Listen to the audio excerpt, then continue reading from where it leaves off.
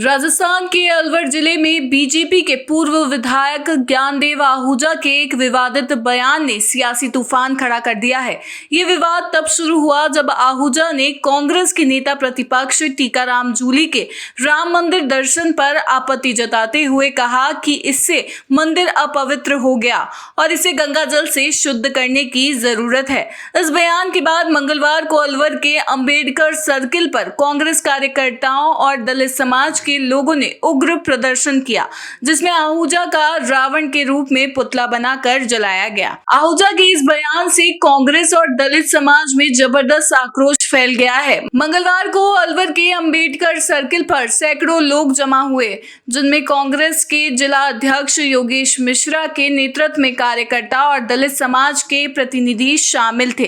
प्रदर्शनकारियों ने आहूजा का पुतला रावण के रूप में बनाया और उसे आग के हवाले कर दिया। इस दौरान बीजेपी मुर्दाबाद और ज्ञानदेव आहूजा होश में आओ जैसे नारे लगाए गए।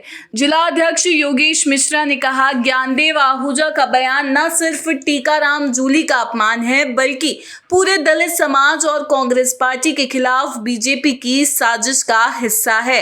ये बीजेपी की दलित विरोधी मानसिकता को दर्शाता है।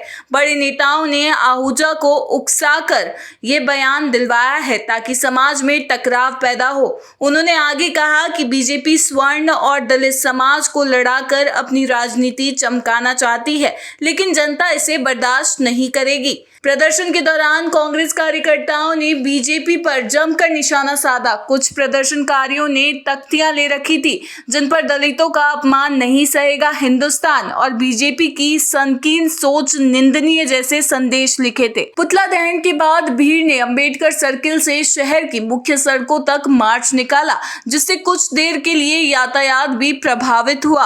पुलिस ने स्थिति को नियंत्रित करने के लिए अतिरिक्त बल तैनात किया, लेकिन प्रदर्शन शांतिपूर्ण रहा। इस घटना ने न केवल अलवर बल्कि पूरे राजस्थान में सियासी माहौल को गर्म कर दिया है। सोशल मीडिया पर भी ये मुद्दा छाया हुआ है। जहां लोग बीजेपी की आलोचना कर रहे हैं, तो कुछ लोगों ने इसे दलित विरोधी मानसिकता का प्रतीक बताया, तो कुछ ने इसे बीजेपी और कांग्रेस के बीच चल रही राजनीतिक खींचतान का हिस्सा माना। आज जिस तरीके से भारतीय जनता पार्टी ने अपने पूर्व विधायक को भड़का करके दलित, सनातन और सवर्णों में भेदभाव करने को, जिस तरीके से हमारे राजस्थान विधानसभा के नेता प्रतिपक्ष टीकाराम जूली के राम मंदिर में जाने के बाद गंगा जल से ज्ञानदेव जी ने मंदिर को धोया भारतीय जनता पार्टी के कहने पर, ये भारतीय जनता पार्टी के चाल, चरित्र और चेहरे को उजागर करता है। ये लोग सवर्ण को दलित से लड़वाना चाहते हैं, हिंदू को मुसलमान से लड़वाना चाहते हैं, सनातन संस्कृति का नाश करना चाहते हैं। सबरी के झूठे बेर भगवान राम ने खाए थे, वो दलित थे। केवट ने भगवान को गंगा पार कराई थी, वो दलित थे।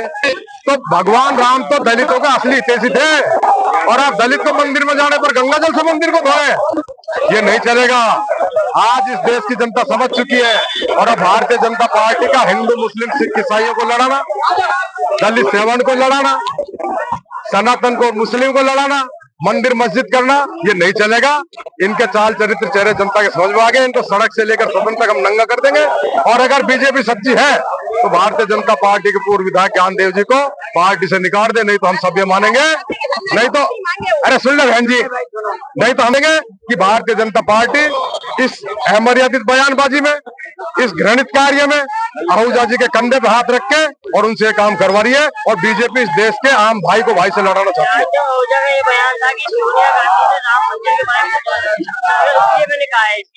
ज्ञानदेव आहूजा कोई राम जी का पेटेंट नहीं है। मुझसे बड़े हिंदू है क्या ज्ञानदेव जी? मैं चोटी रखता हूँ, मैं जनेऊ रखता हूँ, मैं तिलक लगाता हूँ। ये ज्ञानदेव जी के पास है क्या चीजें? ये गोरक्षा की बात करते, दिन में लोगों से रैकी करवाते, गो तस्करी करवाते, फिर लोगों को संरक्षण देकर उनकी जमानत कराते हैं, गायों को कटवाते हैं लोग, और हिंदू होने की बात करते हैं। डूब मारना चाहिए ऐसे व्यक्ति को जो हिंदुत्व की आड़ में इस देश को लूट रहा है, इस प्रदेश को लूट रहा है, इस जिले को लूट रहा है। लेकिन अब जनता समझ चुकी है, अब ये इनकी अमर्यादित बातें, कुत्सित विचारधारा नहीं चलेगी, और जनता टीकाराम जूली जी के, कांग्रेस पार्टी के और आम जन के साथ है। सब भाईचारे से रहेंगे, देश का भाईचारा खत्म नहीं होने देंगे।